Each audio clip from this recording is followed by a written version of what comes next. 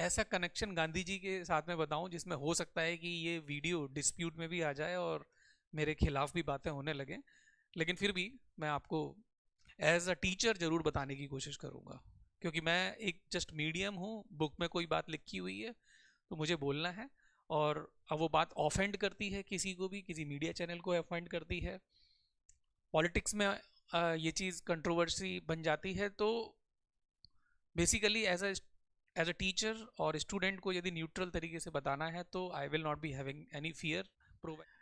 But Sigmund Freud ने हमेशा यही बोला, सेक्स एंड एग्रेशन, किसी भी बिहेवियर के पीछे ये दो वर्ड होते हैं, इधर सेक्स और एग्रेशन।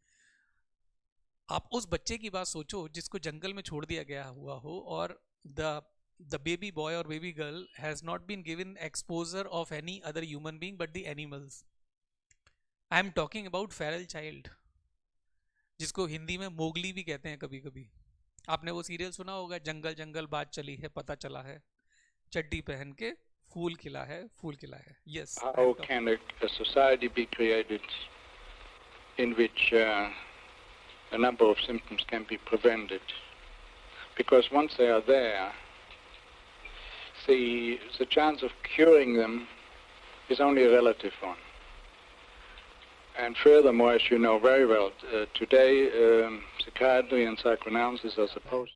जैसे शक्तिमान सीरियल किसी ने देखा और वो बच्चा जो है वो ऊपर से नीचे कूद गया, तो ऐसे शक्तिमान के सीन्स में भी बैन लगा था।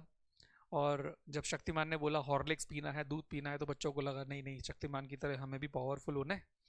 तो ये रोल मॉडलिंग होती है, वो बहुत इंपॉर्टेंट होती है। तो आइडियल शिप की चीज़ें देखना, मूवीज़ देखना, फिर बच्चे उसे इमिडिएट करना चाहते हैं, वो चाहते हैं कि मैं ऐसा बनूं।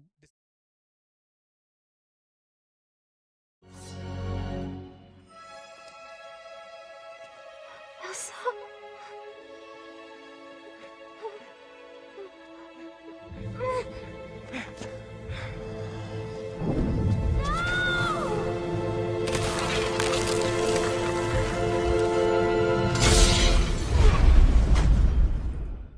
Hello friends, I hope you're fantastic at your place. Today I am making the third video in the sequence wherein we are discussing about the scholars especially asked by UPSC in GS paper 4 ethics. It is paper 5 also in all the paper sequence. So GS paper 4 ethics, the scholars we are discussing because the ethics analytica course has to go live June onwards after the prelims 2023 on May 28 is over, and it is a small gesture of help that I am in touch with all of you guys who are having the endeavor to write main this year. In the previous video I talked about Savitribai Phule and Martin Luther King. The response was really good and it encouraged me that I should make more video in this direction. Today I'll be talking about a person, Erik Erikson. इनका photo यहाँ पे आप देख सकते हैं, but I'll be using as usual the board. The Erik Erikson basically asked by UPSC in GS paper 4 because of the fact that ethics paper is based on mainly three things, and in addition to that fourth discipline also, and those three things are psychology, public administration,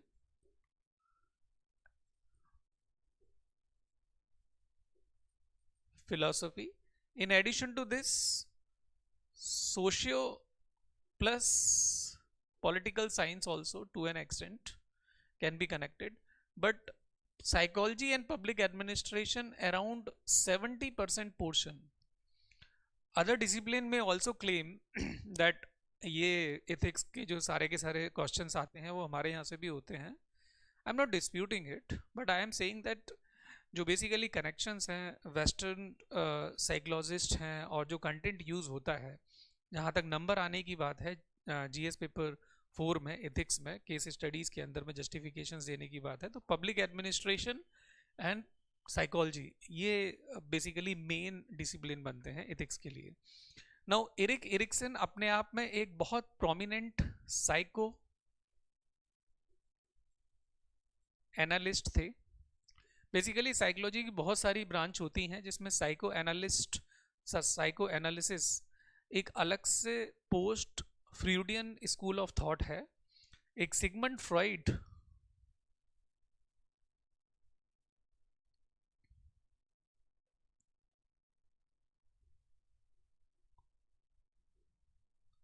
नाम के बहुत prominent psychologist थे.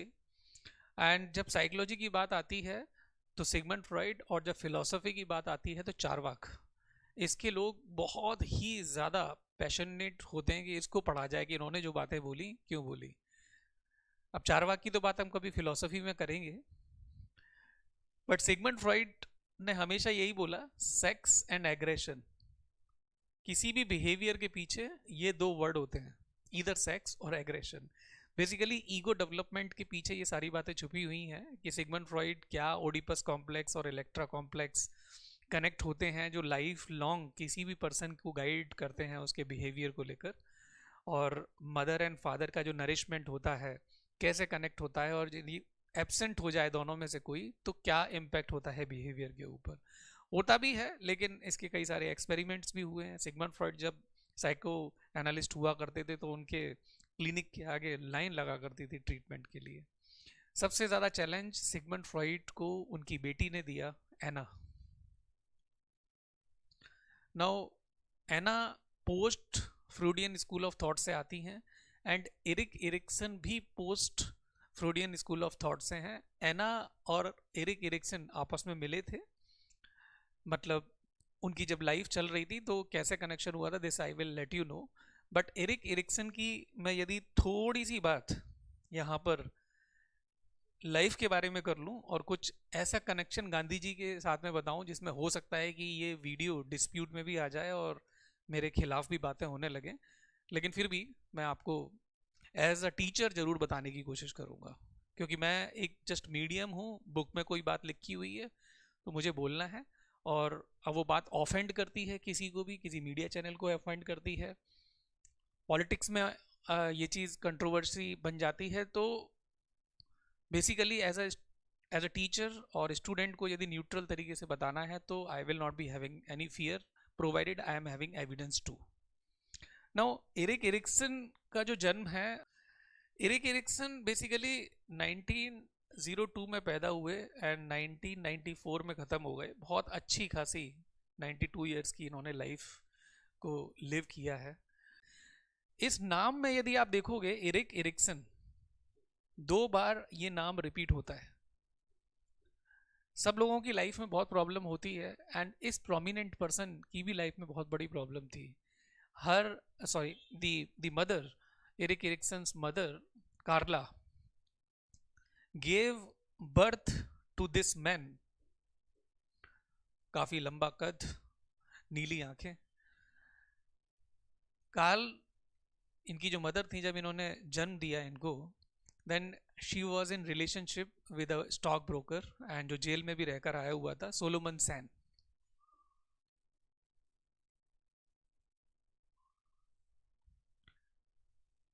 When Eric was in her womb, Solomon Sen fled, and because of the fear of society, she also changed the country. She gave birth to Eric, and उसका जो surname था वो Solomon San रखा. Then she very soon fell in love with a pediatrician, होमबर्गर, जहाँ पर Eric का जो surname था सोलोमन सैन से चेंज करके उन्होंने होमबर्गर रख दिया. फिर जो सोलोमन सैन थे उनके फादर की एंट्री होती है, जो उसको वहाँ से लेके चले गए, ऑफिशियली अडॉप्ट कर लिया, and later on he came to know that मेरे जो बायोलॉजिकल पेरेंट्स थे, जो मुझे बताया गया था होमबर्गर एंड कार्ल हैं, तो वो मेरे फादर नहीं हैं, मेरे फादर सोलोमन सैन थे. लेकिन फिर भी एक बहुत बड़ा कन्फ्यूजन, एक आइडेंटिटी क्राइसिस उनके दिमाग में हो गई, और इसीलिए उन्होंने अपना जो नाम है एरिक एरिक्सन रखा कि एरिक ने ही एरिक को पैदा किया है. So that's the kind of background of his name. Now coming to his life at the age of 28, he was invited sometimes coincidentally by his friend in Vienna Psychoanalysis Institute, जहाँ पे एना basically काफ़ी लोगों को पढ़ाती भी थी, education institute भी था, और वहाँ पे जो ओल्ड लोग हैं या जो भी एडल्ट हैं उनको कोई साइकोलॉजिकल प्रॉब्लम है तो उसका ट्रीटमेंट भी चलता था. जब एरिक वहाँ पर गए तो उन्होंने थोड़ा सा ऑफ द फील्ड या ऑफ द इशू थोड़ा सा इंटरेस्ट लिया. एना को ये बात बड़ी अच्छी लगी और उन्होंने एडवाइस किया कि आप यहाँ पर एक डिप्लोमा करो, एंड ही डिड इट. अब यहाँ पे दो बहुत बड़े डेवलपमेंट हुए थे एरिक एरिक्सन के साथ. He met a lady called as Joan. ये दोनों एक दूसरे को पसंद करने लगे और इनसे शादी भी हो गई, और बहुत लाइफ में स्ट्रेंथ मिली जोएन से एरिक एरिक्सन को, जैसा इन्होंने अपनी किताबों में लिखा हुआ है. Now when he did diploma from Vienna institute of psycho analysis school, उसके बाद में जो प्रैक्टिकल एक्सपीरियंस इनके होते रहे लाइफ में, ये स्टडी इनको वो प्रोफेसर बनाती है उन प्रोमिनेंट कॉलेजेस में, यूनिवर्सिटीज़ में, लाइक हार्वर्ड. वहाँ पर बिना किसी पोस्ट डॉक्टरल डिग्री के उन्होंने एज अ प्रोफेसर पढ़ाया. So this is something which is very very important. Now when we talk about the concepts and the books given by Erik Erikson, psychologically speaking, he had a great problem in his childhood, और बचपन हमेशा इंसान के साथ में रहता है, और वहाँ पर उन्हें आइडेंटिटी क्राइसिस हुआ था, और उन्होंने पूरी ज़िंदगी अपनी आइडेंटिटी को डेवलप करने में या उसके बारे में एकेडमिक इंसाइट डेवलप करवाने में, सिखाने में बिता दी. एंड सेल्फ क्या होता है, ये सेल्फ साइकोलॉजी में बहुत बड़ा टॉपिक है, एंड सरप्राइज नहीं होगा if UPSC is asking exclusive question on self. Sometimes I will be talking about exclusively on self in some separate video. Now if I talk about identity, now identity crisis के लिए इन्होंने 8 stages of development दिए. Basically जब baby पैदा होता है और जब वो एक ओल्ड एज में आके ख़त्म होता है 70, 80, 90 ईयर्स में, तो उनकी कुछ स्टेजेस होती हैं. 0 से लेके 1 तक एरिक एरिक्सन ने ये बोला है कि ट्रस्ट वर्सेस मिसट्रस्ट की जो साइकोलॉजिकल कॉमोडिटी है वो चाइल्ड के अंदर डेवलप होती है जब मदर उसे फीड कराती है. When the mother is feeding, child is being developed with the trust commodity that I am protected in this world. Now think of that baby who is not able to be fed by mother for any number of reasons. It has impact, but I'm not saying that it is a kind of full proof story and the theory, but yes, experiments are there.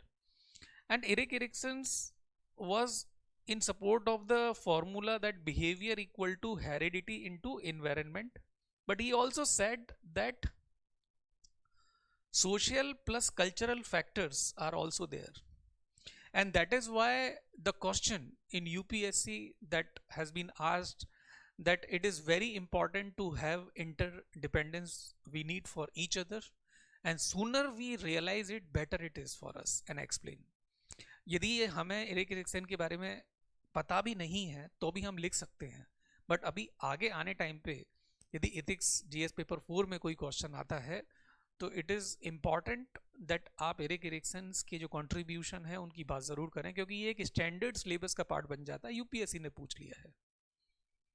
ऐसी ही एक 5th stage में direct jump कर रहा हूँ. I will be giving you familiarization with all the stages when I will be giving you the document insight that we have attached to the Telegram channel of Analyst IAS, and the link of it we will be giving in the description box. You may download it after viewing this video so that you have future references and the revision.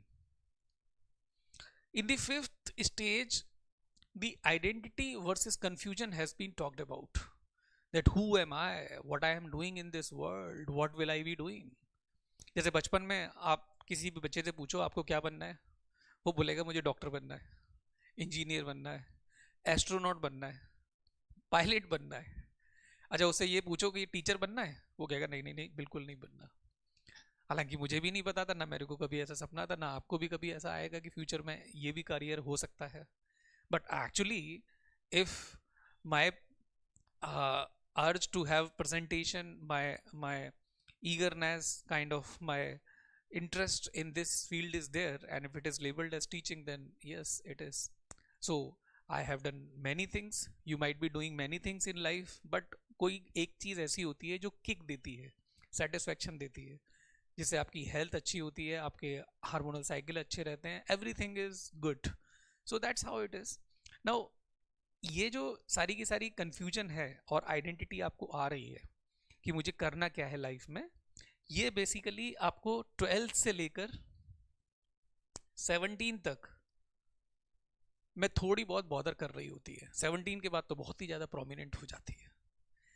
Now when we talk about the social and cultural impact on heredity and environment and your behaviour and your identity, आप उस बच्चे की बात सोचो जिसको जंगल में छोड़ दिया गया हुआ हो, और the baby boy or baby girl has not been given exposure of any other human being but the animals. I am talking about feral child, जिसको हिंदी में मोगली भी कहते हैं कभी कभी. आपने वो सीरियल सुना होगा, जंगल जंगल बात चली है पता चला है, चड्डी पहन के फूल खिला है फूल खिला है. Yes, I am talking about that person. And यहाँ पे एरिक एरिक्सन कनेक्ट होते हैं. ऐसे ही कनेक्शंस जो इंटरडिपेंडेंस है, बेसिकली किस डेमोक्रेसी में हम लोग हैं, किस इन्वायरमेंट में हम लोग हैं, कैसा नरिशमेंट हमें मिला है, कितनी क्वालिटी है उस नरिशमेंट की, कौन कौन सी कहानियां हमें दादा दादी ने सुनाई हैं अपनी गोदी में लिटा के, ये बहुत ज़्यादा मैटर करता है. हमारा डेवलपमेंट बचपन में जो हुआ है और कोई कॉन्फ्लिक्ट प्रोमिनेंट नहीं रही, it is a kind of blessing in disguise. That is why I tell you, if you have not got wealth, विरासत में कुछ आपको वेल्थ नहीं मिली, लेकिन एक अच्छी पेरेंटिंग मिली है आपको, सबसे बड़ा वेल्थ है वो. लाइफ में सक्सेसफुल होना और एक अच्छी हेल्थ रखना, ये बहुत ही काफ़ी है मुझे. That way I am feeling, right. Now I come to another prominent thing of Erik Erikson, apart from the 8 stages of development as well as identity and confusion, the connection of Erik Erikson with other psychologists. जैसे मैंने एक नाम लिया था अभी, Sigmund Freud. इन्होंने ये जो 8 स्टेजेस ऑफ डेवलपमेंट हैं, ये 5 स्टेजेस दी थी, जिसमें एक एनल स्टेज भी है. टॉयलेट ट्रेनिंग जो पार्ट होता है, आज की डेट में बेबीज को हगीज पहना देते हैं. पहले तो क्या होता था, एक छोटा सा कपड़ा होता था, उसको बार बार चेंज करते थे, गंदा कर देता है बेबी. हगीज पहनाने से क्या उस बेबी के कम्युनिकेशन पे असर पड़ेगा? कितना वो खुल के बोल पाएगा, एक्सप्रेसिव होगा, इलेक्वेंट स्पीच दे पाएगा, और कितना वो सबसिस्टेंसली स्पीच करेगा, मतलब अपनी बातों को रख नहीं पाएगा, हेजिटेट करेगा. ये टॉयलेट ट्रेनिंग के ऊपर डिपेंड करता है, ये सिगमंड फ्रॉइड ने बताया. एंड देयर आर एविडेंसेस, बहुत सारी स्टडी हुई, एंड लास्ट में कंक्लूजन यही निकला कि यस, देयर इज इम्पैक्ट. तो ये ध्यान रखना होता है एज अ पेरेंटिंग, और ये बहुत प्रोमिनेंटली किसी भी पेरेंट स्कूल में जहाँ पे पेरेंटिंग सिखाई जाती है, ये सब पढ़ाया जाता है साइकोलॉजिस्ट के बारे में. तो सिगमंड फ्रॉइड का कनेक्शन क्या हो सकता है एरिक एरिक्सन से, ये आपको समझना पड़ेगा क्लासेस में. देन इसके अलावा एक जीन पियाजे नाम के साइकोलॉजिस्ट थे. इन्होंने बेसिकली कॉग्निटिव डेवलपमेंट की बात की. नाउ कॉग्निशन अपने आप में क्या होता है? Insight of the information, incoming information, कि कोई उड़ती हुई परछाई कोई भूत नहीं है, जबकि वो एक साड़ी है. बचपन में कभी आपने बाथरूम के अंदर में रात को डरते हुए ऐसा कुछ देखा हो और आप एकदम से भागे हो, सपना आपने देखा हो. तो ये सब कॉग्निटिव डेवलपमेंट और बिहेवियरल एस्पेक्ट्स क्या होते हैं, जीन पियाजे ने बात की. ऐसे ही कार्ल जंग, आर्क टाइप क्या होते हैं, राइट. सो ये बहुत सारी इंपॉर्टेंट चीज़ें हैं जो हमें समझनी पड़ती हैं. कनेक्शंस होना साइकोलॉजिस्ट में, फिलोसोफर्स में बहुत ज़्यादा इंपॉर्टेंट है. ऐसे ही यदि मैं freedom fighter, father of the nation Gandhi ji की बात करूं, 1960s में 67 के अराउंड एक बुक एरिक एरिक्सन ने लिखी गांधी जी के ऊपर, और उसका टाइटल था origin of militant non violence.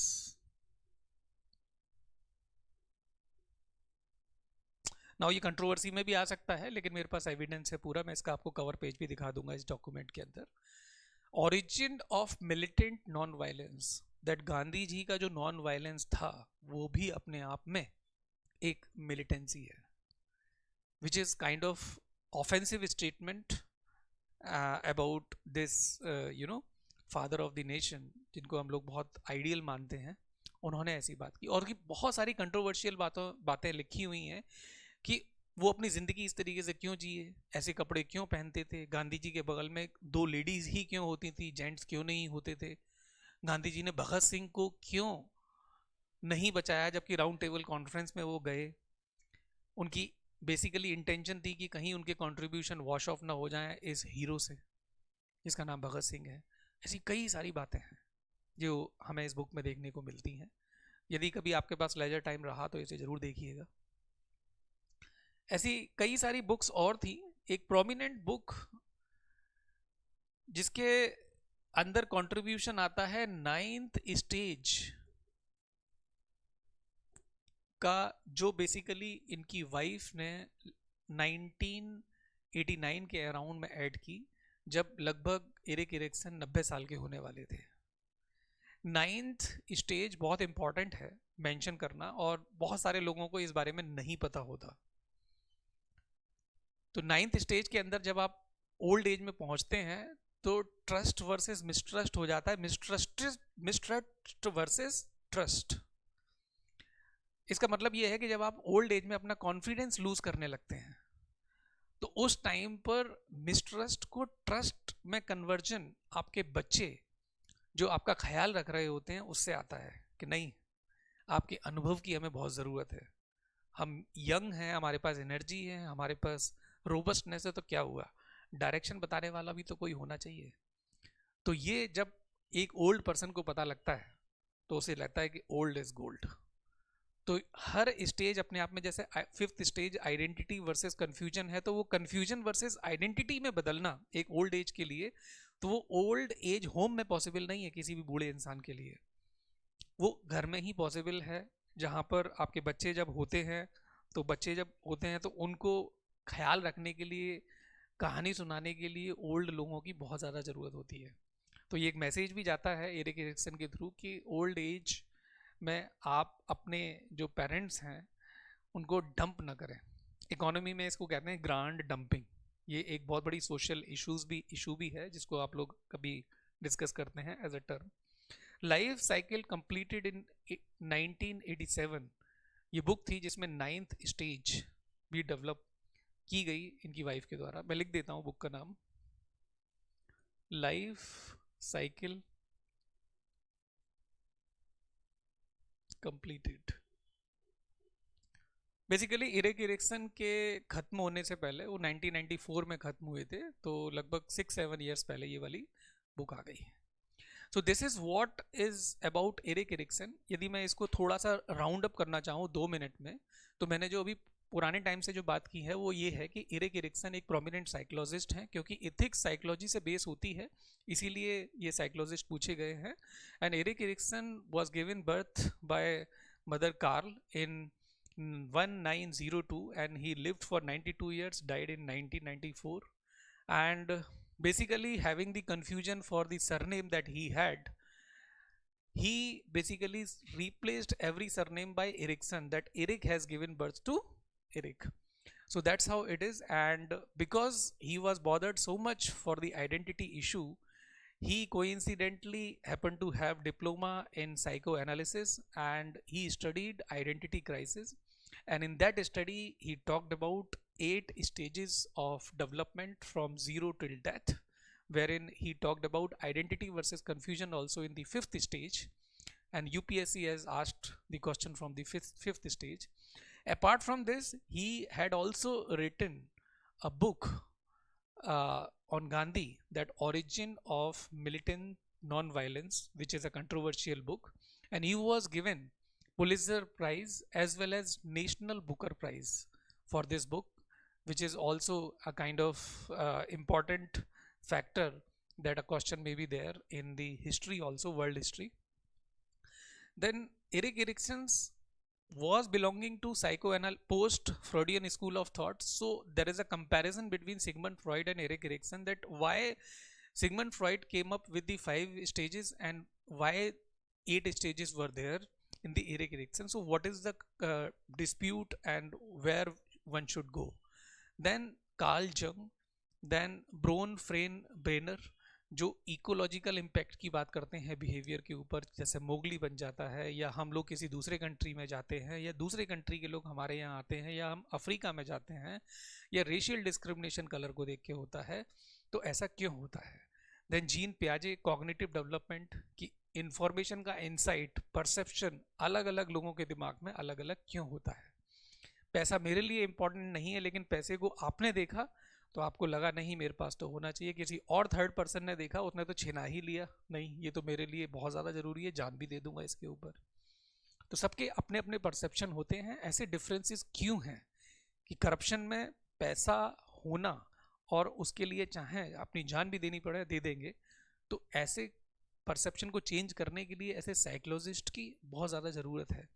8 stages of development को पढ़ के एक आप अच्छे पेरेंट्स तो बनी जाएंगे, देन अपने बिहेवियरल एस्पेक्ट्स को भी स्टडी कर पाएंगे कि ऐसा क्या मेरे बचपन में हुआ है जिसको मैं चेंज कर सकता हूँ। अब सॉल्यूशंस भी थे, because he was the prominent scholar as well as the professor, not having any doctoral degree, but he was invited to the most prominent university like Harvard, right? So this is what we have for Erik Erikson. Now this bring me to the document that I have prepared for you guys. Erik Erikson का एक धुंधला सा photo है, यहाँ पर ये basically question लिखा हुआ है जो यूपीएससी ने पूछा है। Life does not make any sense without interdependence. We need each other, and sooner we learn that, better it is for all. Okay, now I will be bringing you to the first cover page of the book written by him on Gandhi, so that the evidence is there, and probably I will be giving you a link also where this book is available. You may order this book. This is the book written by Erik Erikson, and यहाँ पर Gandhi's Truth on the Origin of Militant Non-Violence, this is the title. तो इस book को आप पढ़ सकते हैं। Now not wasting time further, the stages that we need to talk about, I'll take a minute more, wherein I have told you trust versus mistrust. यहाँ पर mother जब फीड कर रही होती है तो उसको एक प्रोटेक्शन वर्ल्ड से फील होता है जो बहुत ज़्यादा इम्पॉर्टेंट है। ऐसा ही 1 से 2 साल की एज में जब टॉयलेट ट्रेनिंग हो रही होती है बच्चे की, तो वो भी चाहता है कि उसको कोई देखे ना उस वक्त। और आप फील करेंगे कि जब बेबी को जब टॉयलेट के बाद में जब सफाई करवा रहे होते हैं, तो यदि मदर करती है तो उसको उतनी शर्म नहीं आती जो है बार बार कर रहा होता है पर्सन। यदि कोई नया पर्सन कर रहा होता है या उसे देख रहा होता है, तो he will not be able to have that process, right? This is something which is very very important. And early childhood में इनिशिएटिव वर्सेस गिल्ट, ये बेसिकली फैमिली का सपोर्ट आता है। जैसे बेबी हंसा तो आपने उसे सपोर्ट करना है, ताली बजानी है। यदि आपने उसे चुप करा दिया तो उसको डाउट होगा कि शायद हंसने में ही दिक्कत है, तो मुझे हंसना नहीं चाहिए। बेसिकली जब मैं end ego and super ego के बारे में पढ़ा रहा होता हूँ, बेबी गर्ल होना चाहिए, बेबी बॉय होना चाहिए, और हमारी पैट्रियार्कल सोसाइटी तो ये सब बातें मैं बता रहा होता हूँ कि कैसे गर्ल चाइल्ड को एक इलेक्ट्रा कॉम्प्लेक्स की वजह से प्रॉब्लम हो सकती है। ऐसे ही स्टेज है इसके बाद की जो 7 to 10 ईयर्स चलती है, जहाँ पे कॉम्पिटेंस उसको आता है, राइट, कि इंफीरियरिटी कॉम्प्लेक्स रहेगा या एक प्रोफेशनल कॉम्पिटेंट बनेगा, जहाँ पे उसका पीयर ग्रुप, उसके लाइक माइंडेड जो लोग होते हैं वो उसको सपोर्ट कर रहे होते हैं, उसको पॉजिटिव एनर्जी लग रही होती है अपने चारों ओर। कुछ लोग ऐसे भी होते हैं बताने वाले कि तुम ये नहीं कर सकते। ये बड़ा गड़बड़ कॉन्सेप्ट होता है। जब बच्चे कोई भी अकेले हों और वो अकेले अपने आप में लगे हों किसी चीज़ का सॉल्यूशन ढूंढने में, तो शायद वो ढूंढ लेते हैं। ऐसे ही 11 to 19 ईयर्स में फिडिलिटी जो मैंने आपको बताया था अभी, जिसमें आइडेंटिटी वर्सेस कंफ्यूजन की बात हुई थी, जहाँ पे रोल मॉडल एक अलग से आता है। जैसे शक्तिमान सीरियल किसी ने देखा और वो बच्चा जो है वो ऊपर से नीचे कूद गया, तो ऐसे शक्तिमान के सीन्स में भी बैन लगा था। और जब शक्तिमान ने बोला हॉर्लिक्स पीना है, दूध पीना है, तो बच्चों को लगा नहीं नहीं, शक्तिमान की तरह हमें भी पावरफुल होना है। तो ये रोल मॉडलिंग होती है, वो बहुत इंपॉर्टेंट होती है। तो आइडियलशिप की चीज़ें देखना, मूवीज़ देखना, फिर बच्चे उसे इमिडिएट करना चाहते हैं, वो चाहते हैं कि मैं ऐसा बनूं। This is very very important to have identity कि मुझे ऐसा बनना है। Such demonstration is very very important. As a parent, it is your duty in this phase that you please give exposure to your child for every relevant thing. ऐसे ही early childhood होती है, early adulthood होती है 20 to 40 years में, जहाँ पे basically security needs जो होती हैं वो बहुत ज़्यादा इंपॉर्टेंट होती है। और मैस्लो हायरार्की जो नीड की होती है, ये भी इरिक एरिक्सन से यहाँ कनेक्ट हो जाती है। तो जहाँ पे एक कंफर्टेबल रिलेशनशिप में रहना और सारी चीज़ें सीक्वेंशियली होना एक पर्सन की लाइफ में बहुत ज़्यादा ज़रूरी है। और यदि उसमें हल्का सा भी डिस्टर्बेंस होता है तो बहुत दिक्कत है। आज की डेट में तो live in relationship, frequent relation का ब्रेक डाउन हो जाना, फिर चेंज हो जाना, ये बहुत ज़्यादा प्रॉब्लम हो गई है। Now middle adulthood basically 45 to 64 years में है। ये केयर वाली बात है कि जहाँ पर एक पर्सन डिस्कवर कर चुका होता है कि मुझे बिजनेसमैन बनना था, या मेरे को सैलरीड पर्सन बनना था, या मुझे इस वर्क में आना था, वो सब कुछ सेटल हो चुका होता है। यहाँ पे उसे केयर की ज़रूरत होती है और वो एक स्टेबिलिटी में आ जाता है। और यदि वो स्टेबिलिटी में नहीं है, कोई लॉस हो गया, चेंज ऑफ बेसिकली जॉब हुई, तो बहुत दिक्कत हो जाती है। अब यहाँ पे जैसे अग्निवीर का कॉन्सेप्ट चल रहा है कि आफ्टर 3, 4, 5 ईयर्स वो क्या करेंगे, राइट? तो ये बड़ा मुश्किल हो जाता है। आफ्टर 20 ईयर्स ऑफ सर्विस यदि कोई डिफेंस से निकलता है, ऑल ऑफ अ सडन वो अपनी नौकरी चेंज करता है, वहाँ पर उसको काफ़ी परेशानी हो जाती है, क्योंकि वो स्टेबिलिटी का जो ग्राफ है ना, वो दिक्कत में आया, वो डिस्टर्ब हुआ। ऐसे ही लेट एडल्टहुड, ये जो फाइनल 8th फेज है, इसमें जब ईगो की इंटेग्रिटी वर्सेस डिस्पेयर हो रहा होता है, यहाँ पे बेसिकली जो वाइफ्स होती हैं घर में, जो सोशल स्फेयर होता है एक ओल्ड पर्सन के लिए, जहाँ पे सब लोग सुबह सुबह उठ के ऐसे देख रहे होते हैं, अरे यार ये बड़े टैक्सिंग पर्सन है, इनके लिए और अलग से रोटियां बनाई जाए, या इनको केयर किया जाए, या इनके हेल्थ को केयर किया जाए, या इनको हॉस्पिटल ले जाना है। We forget that whatever contribution they have given, and because of them only we are here.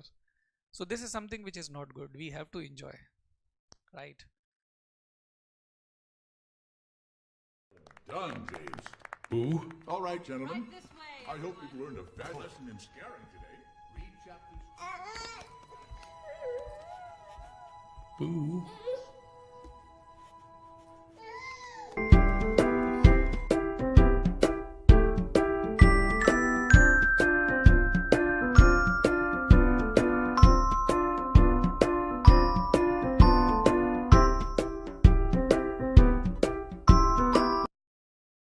Nemo! No!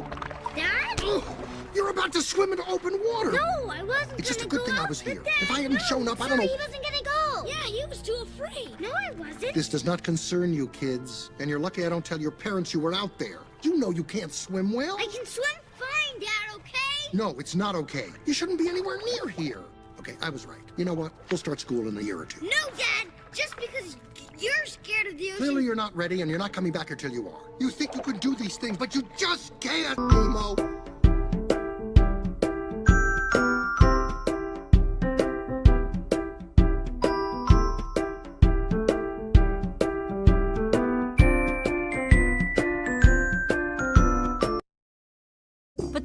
important ones are over here.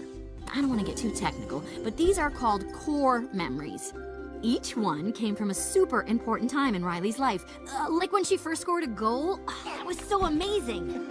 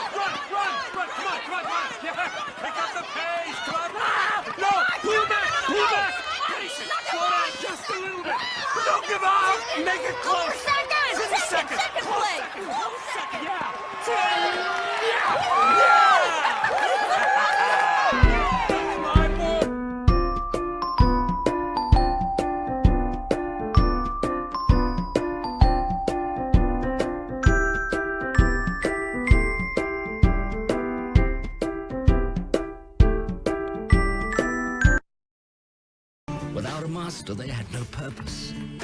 They became aimless and depressed. If this went on much longer, they would surely perish.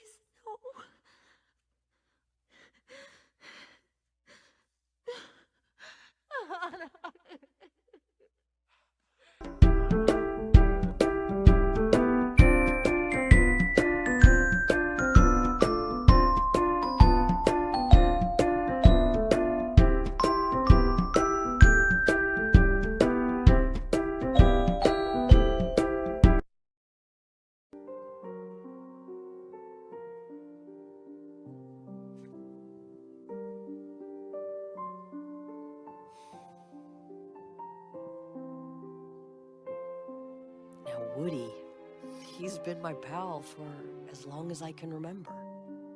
He's brave, like a cowboy should be, and kind and smart. But the thing that makes Woody special is he'll never give up on you. Ever. He'll be there for you, no matter what. You think you can take care of him for me? Okay, then.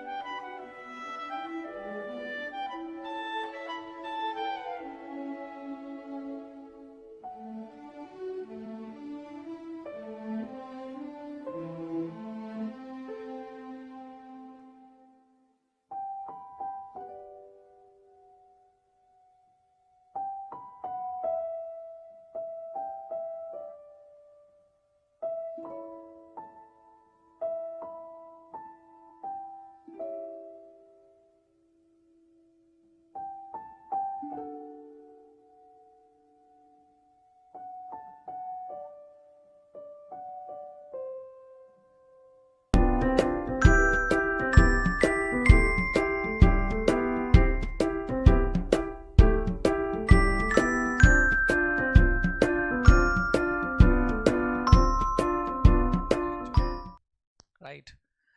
Now, it is not that easy too when I'm saying this, but we must understand that we need to keep patience for such moments and days, that we need to take care for those people who gave something to us. Okay. Now, in last, I have mentioned here about whosoever I have discussed. Bronfenbrenner की बात मैंने आपको लिख के नहीं बताई थी, यहाँ पर इकोलॉजिकल इम्पैक्ट जो बिहेवियर के ऊपर होता है वो सारा का सारा डिस्कस किया था. इसके जो शुरू शुरू के पेजेस हैं इसमें उनकी लाइफ की बातें लिखी हुई हैं और एनालिसिस दी हुई है. बेसिकली एक ये एविडेंस के रूप में I just give it to you every time so that there are glimpse of whatever I have discussed. एक अच्छा सा ग्राफ और पिक्चोरियल प्रेजेंटेशन है जो 8 स्टेजेस को कनेक्ट करती है.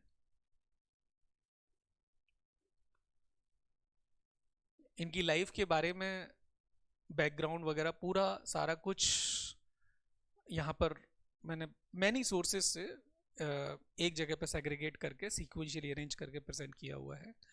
I hope it will be very useful for you to know about Erik Erikson, the connections between Erik Erikson and other psychologists and psychoanalysts, and how will you be bringing Erik Erikson in the answer writing. 8 stages of development you have to mention: trust versus mistrust, identity versus confusion, right? Industry, competence, right? The stages wherein the disturbance is there, then what will happen? Erik Erikson's connection with Gandhiji's, okay? And the stages wherein I told you about Agniveer, about the Maslow's need hierarchy, you can have a comparative index while writing the answer. Behavior in the government department, the perception for the money that you are having, you can bring Erik Erikson's, that how are we considering the money factor which is coming in front of us. In the answers that the test series will be conducted for ethics, I will let you know personally that how I will make the sentences, and wherein Erik Erikson, the other psychologists, the philosophers, say for example if I need to bring Swami Vivekanand along with Erik Erikson, then definitely I can bring, right? I can bring Gandhiji also in picture with Erik Erikson, Charvak also with Erik Erikson, but provided you are making right connection, not that making connection for the sake of connection, it is not good. So with these words, I am winding up today's video. See you very soon in the next video for next scholar. Till then, bye bye, Jai Hind.